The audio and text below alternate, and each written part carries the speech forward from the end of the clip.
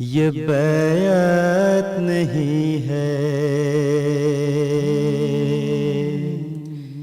یہ سودا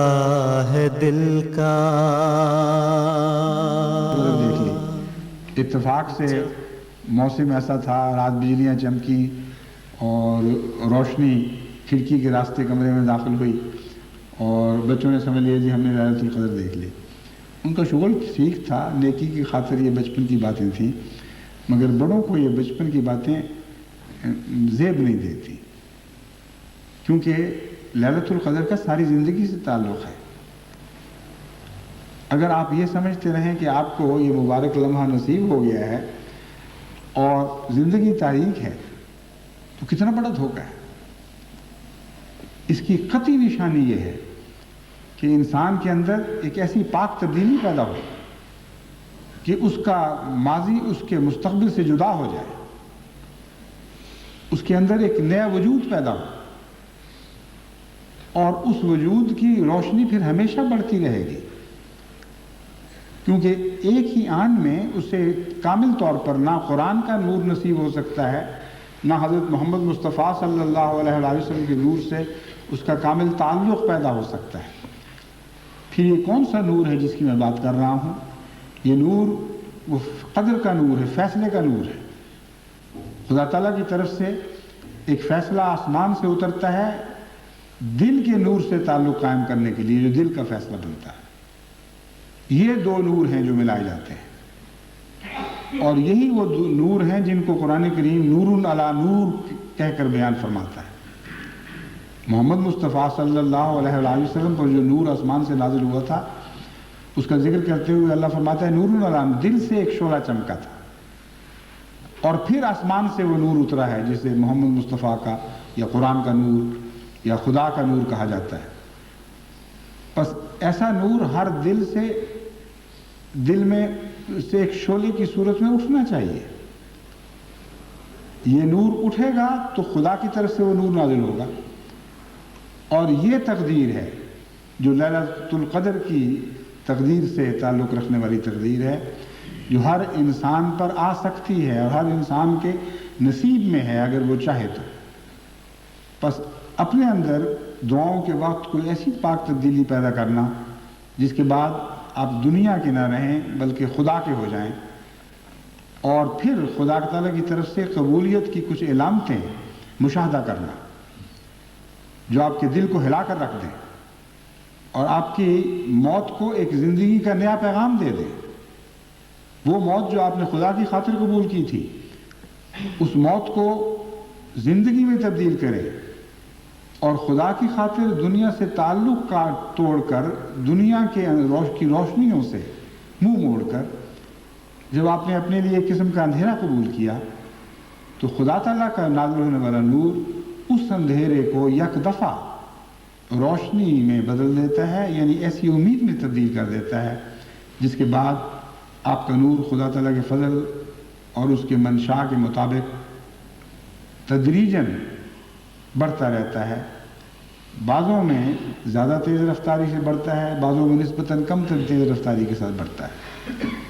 اور یہ نور انسان کی حفاظت کرتا ہے۔ اور انسان کے لیے اس حفاظت کے لیے ضروری ہے کہ وہ استغفار سے کام لے۔ مغفرت کا اس نور کو بچانے اور سنبھالنے کے ساتھ گہرا تعلق ہے۔ حقیقی ليلۃ القدر تو اسی کی ہے جس کا یہ نور ہمیشہ کے لیے رہے، لیکن بعض دفعہ ایک انسان کو نور عطا ہوتا ہے لیکن اپنی غفلت سے اس کو سنبھال نہیں سکتا۔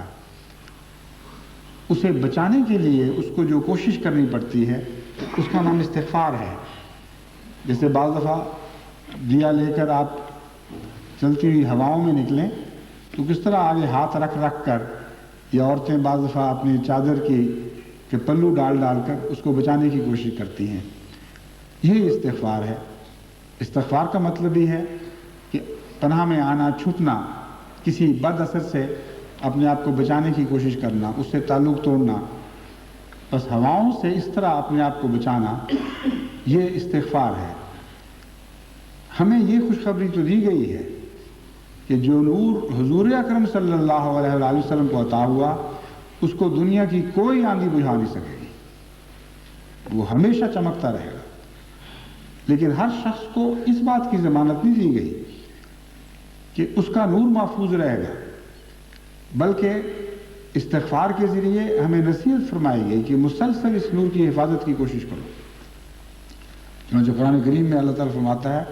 یہ وہ نور، محمد مصطفیٰ کا نور، لوگوں کی پھونکوں سے بجھایا نہیں جا سکتا، ہو نہیں سکتا، کیونکہ یہ ہمیشگی کا نور ہے اور خدا اس کی حفاظت فرما رہا ہے۔ لیکن اس ضمانت کے باوجود حضرت اقدس محمد مصطفیٰ صلی اللہ علیہ وآلہ وسلم بھی ہمیشہ والہانہ اس نور کی حفاظت فرمایا کرتے تھے، دن کو بھی استغفار فرماتے تھے، راتوں کو بھی استغفار کیا کرتے تھے، زندگی کا ہر لمحہ اس نور کے گرد استغفار کی حصاریں قائم کرتا رہتا تھا اور ان کو مضبوط بناتا چلا جاتا تھا اور اونچا کرتا چلا جاتا تھا۔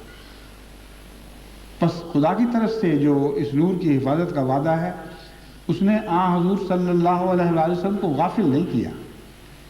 بلکہ اور زیادہ اس کی قدر کر دی، اور زیادہ آپ کی طرف سے اس نور کو قائم اور دائم رکھنے کے لیے کوششیں ہوئی۔ پس ہم پر بھی لازم ہے جو کمزور ہیں، اگر خدا تعالیٰ ہمیں لیلۃ القدر عطا فرمائے، اور خدا کرے کہ ہم میں سے ہر ایک کو یہ لیلۃ القدر نصیب ہو، کہ ہم بھی اس نور کی پھر حفاظت کریں اور دل و جان سے اس پر نگران رہیں۔ اپنے نفس کی پھونکیں ہیں جن سے ہمیں ڈر کی زیادہ ضرورت ہے۔ دشمن کی پھونکیں بے حقیقت اور بے معنی ہیں، لیکن نفس کی پھونکیں زیادہ خطرناک ہیں، وہ زیادہ اس نور کو بجھانے کی صلاحیت رکھتی ہیں۔ اس لیے یہ بھی دعا سکھائی گئی